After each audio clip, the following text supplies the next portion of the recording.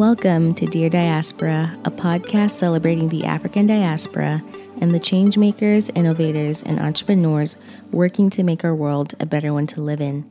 I'm your host, Ndulwa Koa. Let's get started. Welcome to episode 7 of Dear Diaspora. Thank you so much for tuning in. You can expect new episodes of the show every Sunday, so make sure you're subscribed on Apple Podcasts. And if you're listening on any other platform, maybe SoundCloud, maybe Stitcher, make sure that you are following the podcast so that you are able to get notified each time a new episode is out. Also, you can visit deardiasporashow.com/episodes for the show notes. So that's where I make sure to summarize what me and the guests talk about. And I also link to their online profiles and the profiles of their businesses or organizations. So if you want to kind of look back on, some of the guests that have been on the show and, follow them and connect with them, that's the place to go. So deardiasporashow.com/episodes. And if you're not following the podcast on Instagram and Facebook, I'd love if you do that. I love getting to know you all and hearing from you. And I really appreciate just all the feedback that you've been giving and just, everyone that's been engaging on social media. Thank you for doing that. And speaking of that, I wanted to read one of the reviews that was left on Apple Podcasts. I just really appreciated it. And if you haven't left a review yet, go ahead and pause the episode real quick and leave one. It really helps new people find the podcast, and I want as many people hearing about, the stories of the change makers and entrepreneurs across the diaspora. And so here is a review that I wanted to read. So it's titled Just Inspirational with a bunch of exclamation points, and it was given 5 stars. The podcast was given 5 stars, so thank you for that.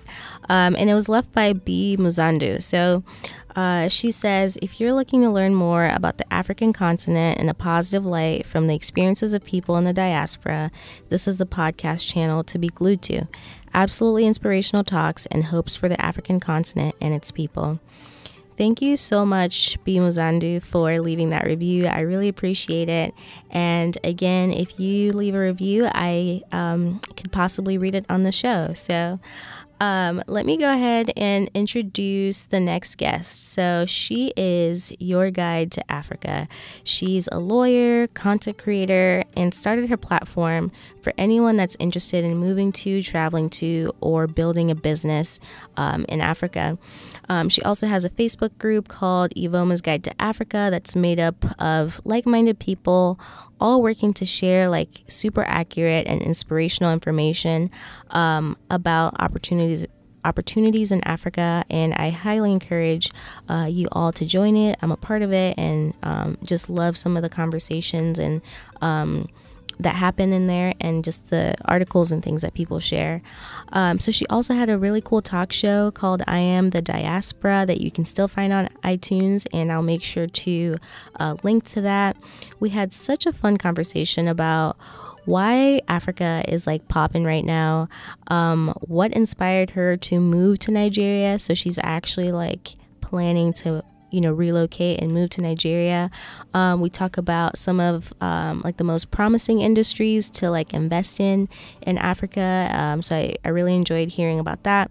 And she also shared about why it's important for you to actually visit an African country before you decide to move there or do business there.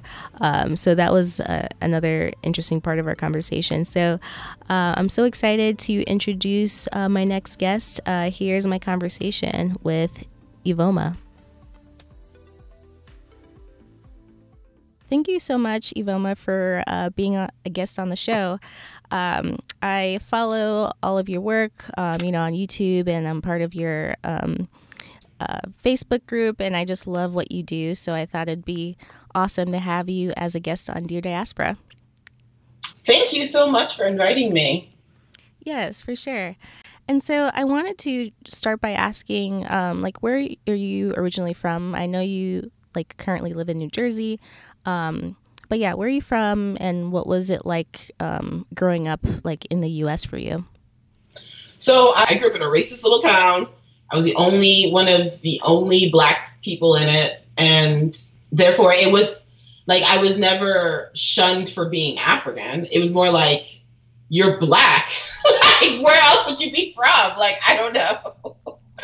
So it was just very interesting. Like, I never had any nicknames or short names, or I always went by my African names, like, because that's my name. Like, I don't know. Right. And I mean, thank you for sharing that. I think it's important to realize that not everyone, not everyone's going to grow up the same. And, people are going to have different like childhood experiences and things like that.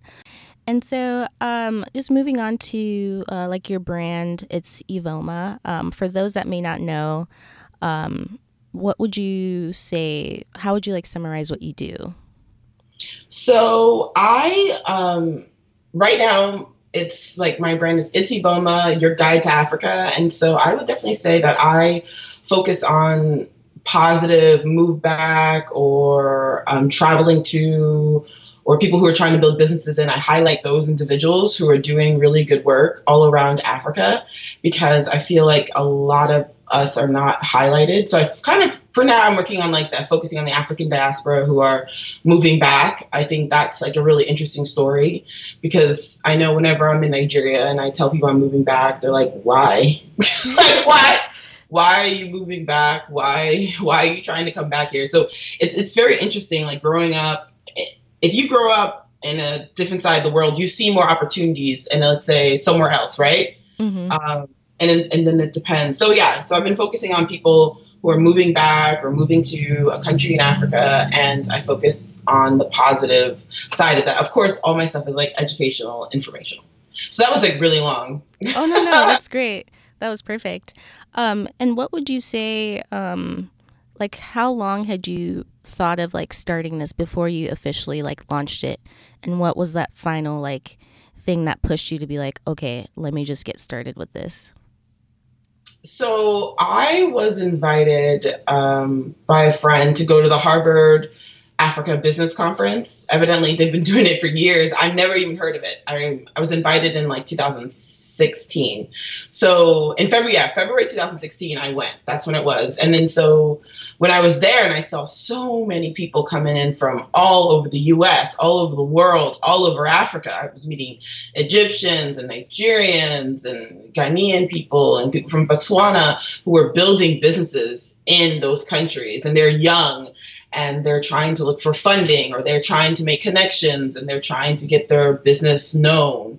And I started seeing all these like just people from around the US who were interested in African business, and people from Canada. It was like, I did not realize what a huge event the Harvard African Business Conference was. And so when I went there and I was looking and I was in this room, I was like, this is amazing. I don't really see anybody really talking about this. And I was like, I was just so inspired from that weekend that I think I started this like 1 week later. I mean, I don't really think about things too deep. Yeah.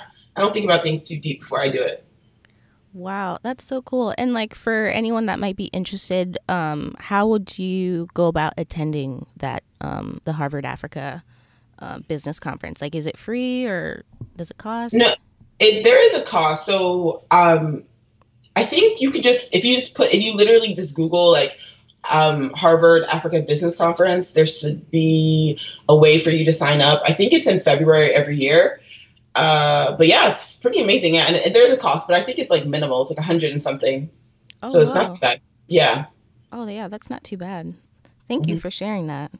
That's cool. I'll be sure to make sure that I share that in like the show notes and stuff.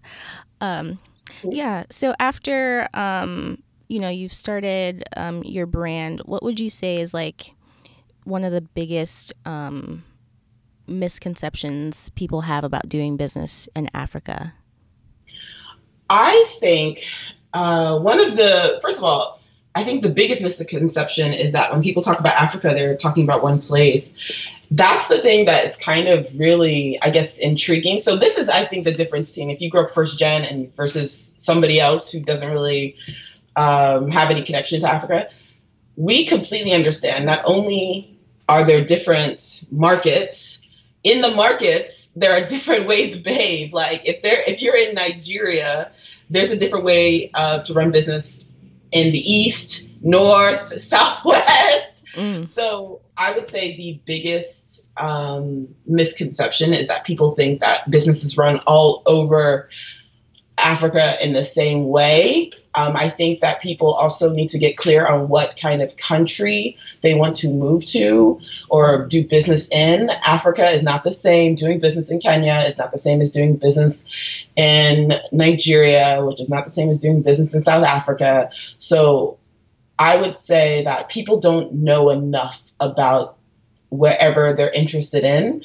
And that would be the biggest confusion, because even people in my comments say, "Oh, I want to do business in Africa," and then I'm sitting there like, "Okay, like where? Where do you?" Then not only are you not giving me a business that you want to do, you're saying I want to do business in Africa, whereas it's like at least 54 different markets. So that I think is the biggest confusion, and I think that leads to a little bit of heartbreak too. Totally. Yeah. I feel like it's important to be able to narrow down like what exactly you want to do first and then where.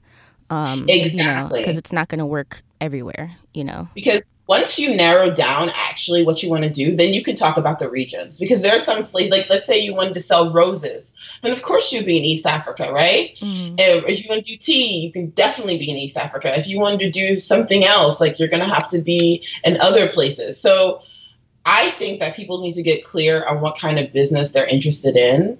Or you know what? Let's stop before the business. How about you just visit a country? Let's before that. People always talk about, "Oh, I want to do business," and I understand it's a catchphrase. It's really buzzy now. But even me, like when I started realizing that more people are just interested in the life, like living the life, like just what is life like in X city, or what is life like in whatever country. I kind of stepped back even from talking about business as much. And I focused on like lifestyle and what you could get at a grocery store, or how much is an Airbnb in Kampala? How much is a hotel room in Kampala? Like I just focus more on stuff like that, because I think that's the stuff that people actually need to know versus, we can all daydream about having a business, but you really do need to know how much rent is. Totally. I love that. It's like, that's a very practical thing to think about, before uprooting and, moving to a completely different country. So, yeah. And so, also from what you've like observed and like learned over these past couple years, what would you say is one of the most like promising industries?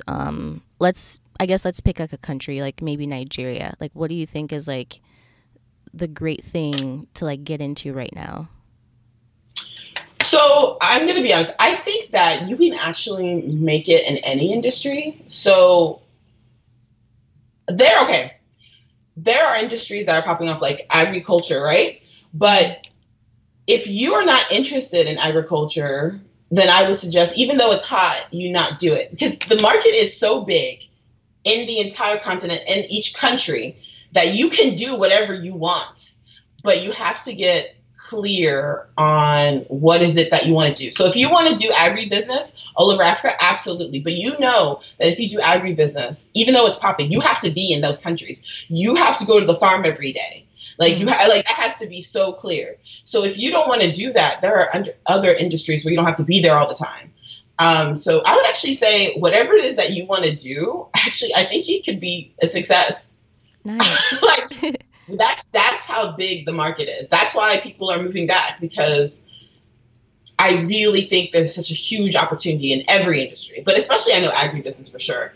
But any industry.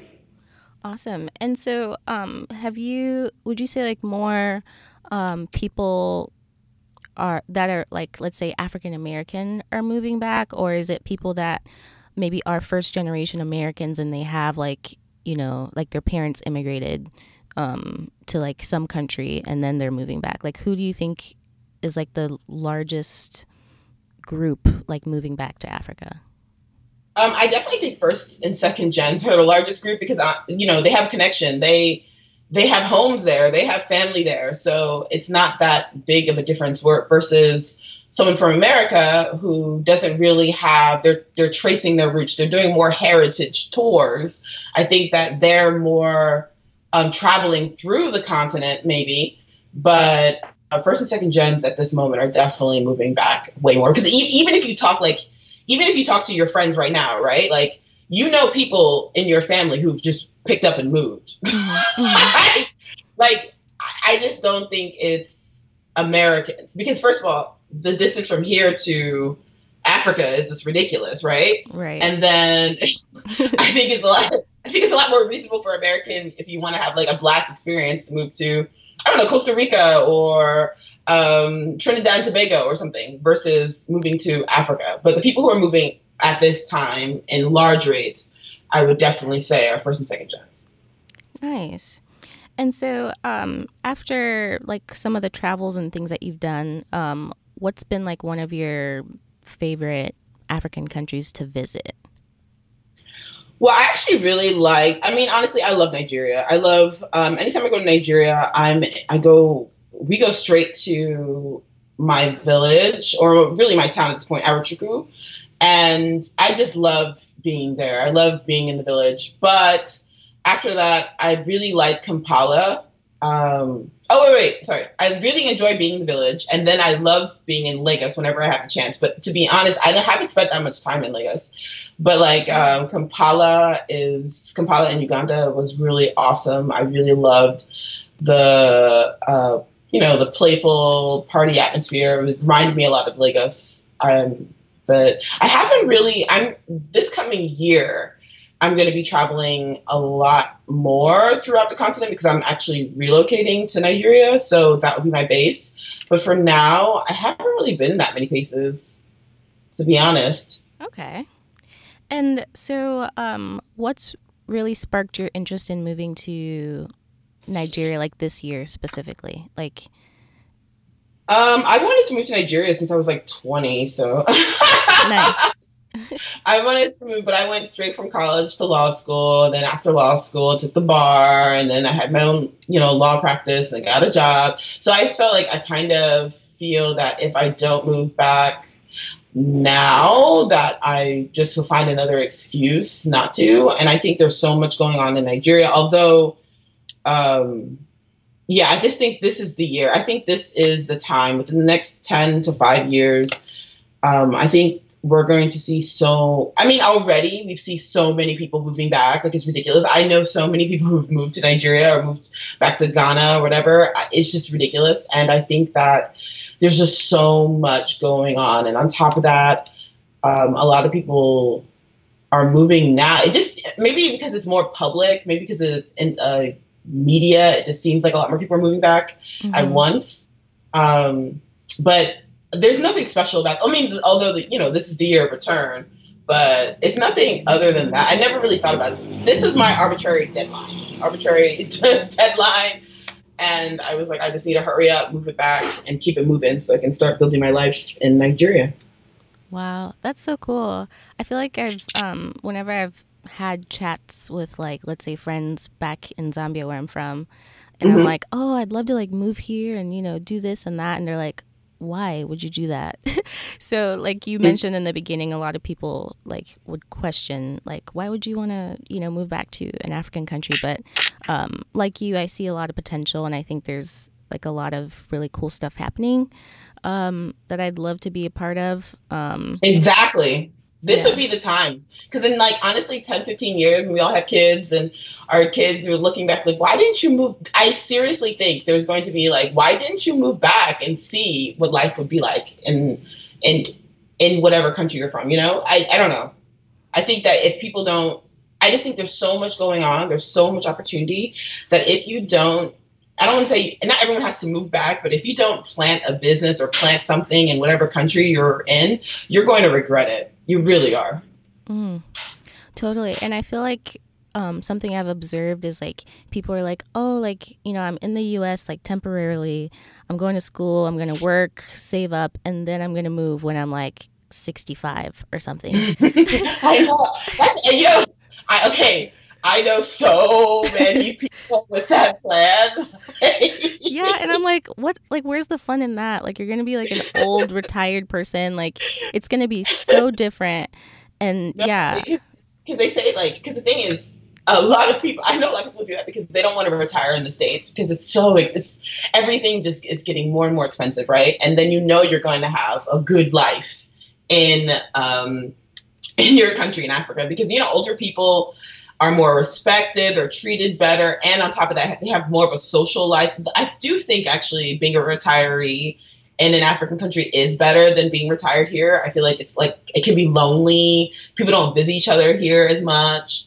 So I think that's why people are thinking about retiring. But you're right. Like it's like 40 more years. That's your plan.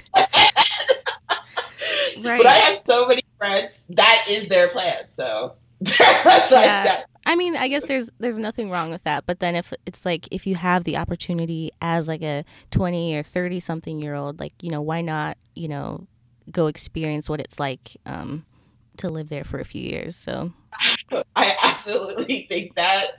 But and also I guess right now because the market, so this is why I think the real reason I feel like I'm pushing to move, one of the real reasons is that there is not only so much going on. I feel like there was so you know with China, like even though I hate when people mention China and Africa together, but I'm going to.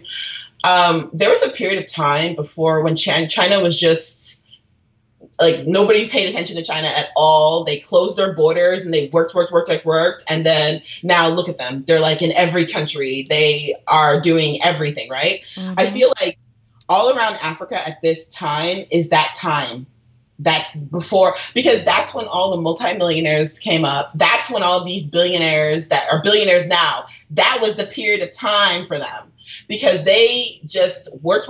There was so much opportunity in their country, so much to be done. And I feel that this is kind of our time, you know, as Africans and Black people, like this is our time, our moment. And if you don't get in now, in 20 years, you're going to regret it. You're going to be like the people who left China 20 years ago for the UK and US who are just looking back at their mates, their age mates who are running hotel lines and running ships and doing all this stuff. And you're like, dang, I should have went back home. Like that's, man. Yeah. No, for real. Every time I'm in the continent and every time I read these like little snippets and then I'm putting together pieces, it's just so dynamic. And there's so much stuff happening right now that if you don't get in where you fit in, you're going to regret it. Even what I'm doing, even what you're doing, we are in this amazing space, no competition. You know, in like 5 years, there's going to be a ton of competition, right? Oh, yeah. Yeah, I could see that happening because, everyone's interested now, right? Yeah. Africa's hot.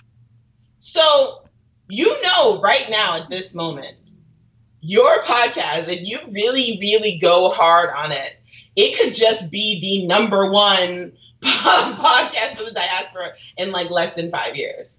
I feel like for even the type of blogging I'm doing, there's really not that many people doing it. And if I just stay consistent, I could be the number one. Like what thing in the US has no competition? Nothing worth doing. Totally. You're absolutely right. So there are people who are literally that I'm interviewing that are the first of their kind, first of their kind right now. Imagine them 20 years from now. Imagine all of us. If we stay consistent and we really try and we get through the hard spots, because there's going to be moments where no one's listening to you, no one's paying attention to you. Like, I feel like I've been blogging since 2016, and just this year I have a little bit of clout. Like that's a long time to be doing something, and like with people just not paying attention to you. But I feel that I kind of have to continue because I'm going to regret it. I just think of that like I don't want to do anything in my life that I'm going to regret.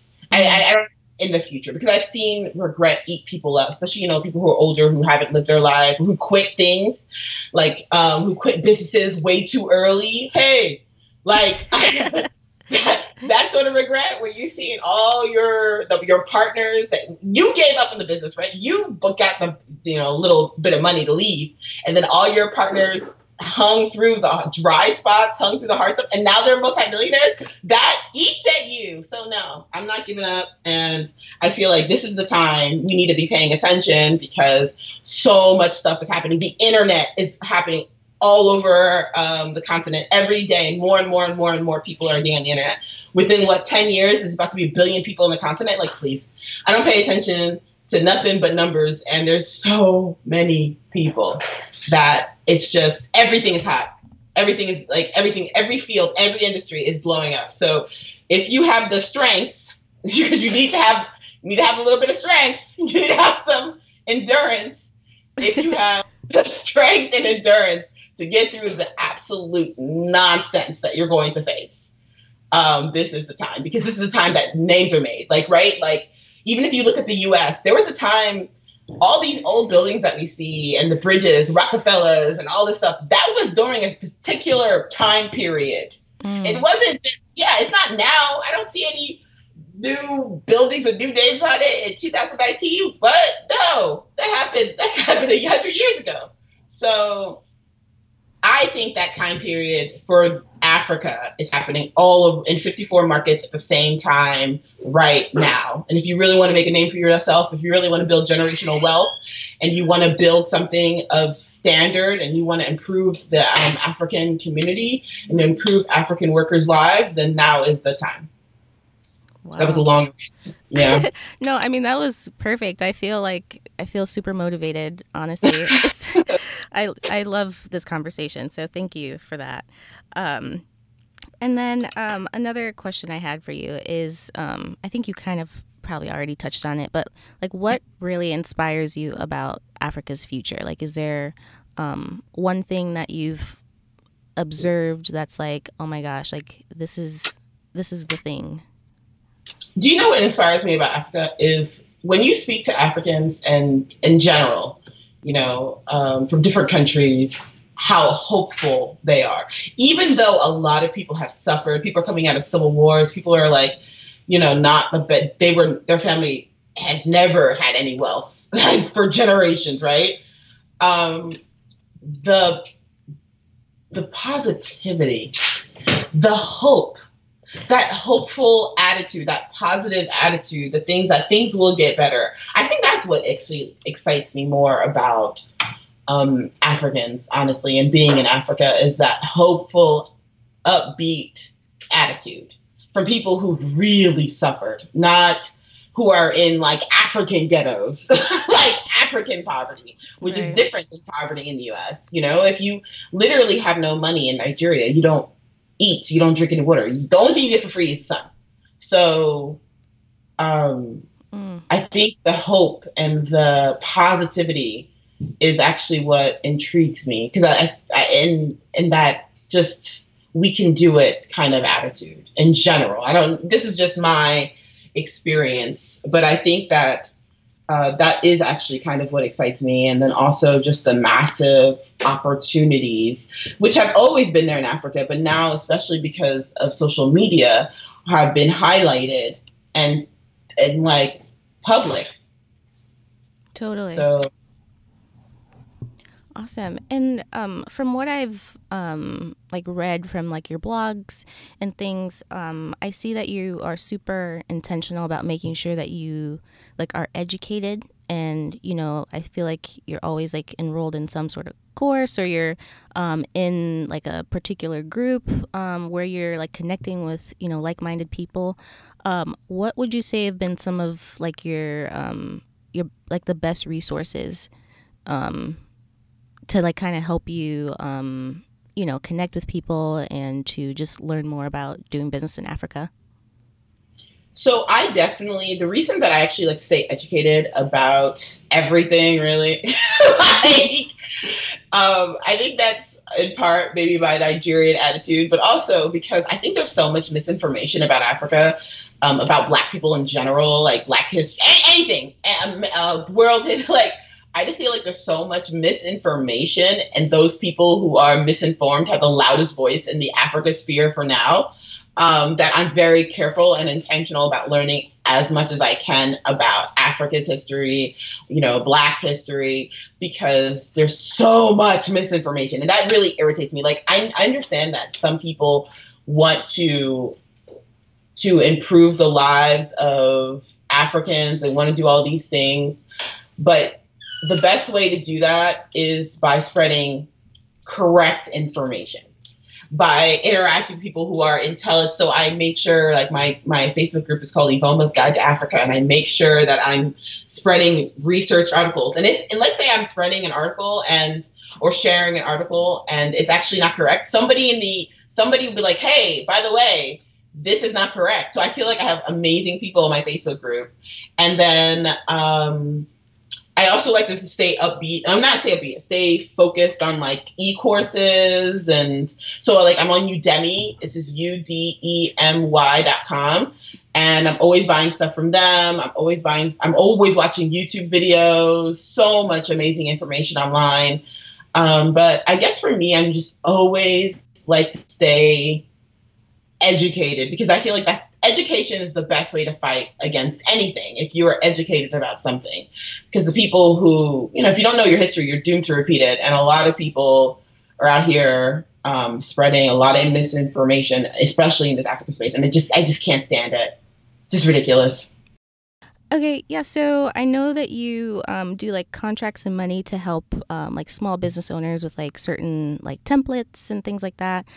So how did you get into that, and how did you like figure that was a need that people needed? So I have a contract template company called Contracts and Money, where I offer contract templates to bloggers, coaches, and like online educators. And the reason I actually came up with that business is because, okay, this is my whole strategy. You're about to get the breakdown. Nice. Since I've been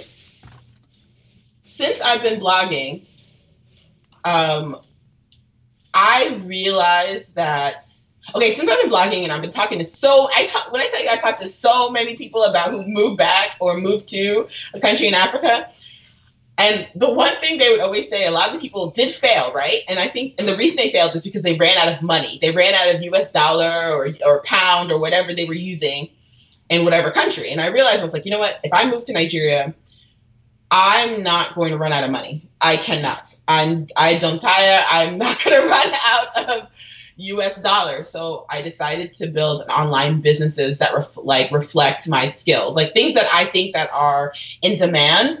I decided that I need to build online businesses before I go anywhere. So this year I built a writing service company, and I built a contract template company, and the contract template company has been wildly successful way before like the writing service company. So I created it because I'm an attorney and I've been writing contracts for my friends, and I realized that there was like a need for it. But then I started looking at like bloggers and coaches, and all these people have online courses, right? So I've been taking these courses, and I realized no one ever talks about the law, right? Mm. And a lot of these people, their courses and their stuff is being stolen, like just straight up jacked. Like somebody just copied and pasted it and put it somewhere else. And I was like, people need to know how to fight this. Like, you need to if you're going to create a brand and you're going to create these things, you need to be able to fight it. So I guess all of those things, like, I don't want to run out of money while I'm in Nigeria. I am an attorney. These are my skill levels. And then plus here's a need. So that's why I decided to come up with contracts and money. And I think that everybody, before you move back, especially if you can do it, because, some people, they don't have it in them to build an online business. But if you do have it in you, all of us are wildly educated. Just to be honest, first and second gens, we are quite educated. We have skills that are needed, that are in demand. We could all create e-courses or create a school or create an academy or something online before we move back. So all that money is steadily coming in, and we don't have to worry as much as we build our dream businesses in Africa.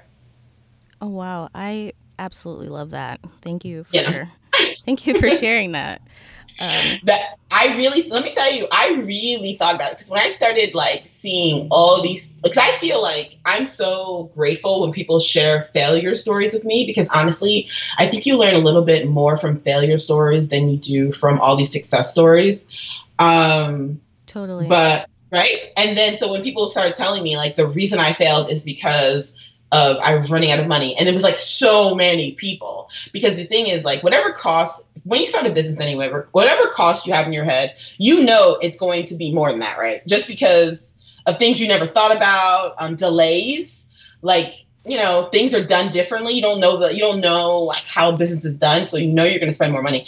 So then kind of prepare for that and always have money coming in. And that's kind of the amazing thing about the internet nowadays. You can always have money coming in all the time. Why not? Totally. Yeah, I absolutely agree. And so for people that want to learn more about like you and like the contracts and money business that you have, like where do people go? What are your websites? And I'll make sure to include them in the show notes. So definitely, I thank you so much for giving me the opportunity to, tell your audience about what I do. So you can find me at It's Iveoma on YouTube. It's ITSIVEOMA. And that's pretty much all my social media. It's at It's Iveoma. And then my Facebook group is Iveoma's Guide to Africa. And then my website for contracts and money is contractsandmoney.com. So yeah, like, hit me up, I'm quite excited about everything I'm doing. And yeah, thank you. Yeah. Thank you so much for being on the show. I love your energy, and I feel like I'm already like pumped to like, really take obviously this podcast seriously, and then, figure out how I can continue to grow it and all that. So yeah, thank you for the inspiration, and I hope the audience feels the same way. Oh, no, thank you so much. I'm really grateful for this chance to be on your podcast. So many gems dropped in that conversation. I don't know about y'all, but I remember just being so energized and hype after speaking with Iveoma. I love her energy, and I hope that there are a couple of things that you took away from that. Even if your plan isn't to necessarily move to Africa or, return to Africa if you were born there, I feel like she said so much about the importance of sharpening your skills and, staying on top of it, using resources like Udemy, and just making sure that whatever it is that you want to do, you are, really prepared for it. And just building an online business, I think, is important, whether you're moving abroad or, you're here. It never hurts to have that additional income. And so if you all would like to hear more conversations like this, let me know. I'm super interested in just anything that has to do with professional development, sharpening your skill sets, like all those things. So if you'd like to hear more on these sorts of topics, you can always send me an email at deardiasporashow.com. You can always send me an email at deardiasporashow@gmail.com. Thanks for listening to Dear Diaspora. If you like what you hear, subscribe, rate, and review us on iTunes. You can find us on Instagram at Dear Diaspora or visit our website at deardiasporashow.com. Thank you, and talk to you next week.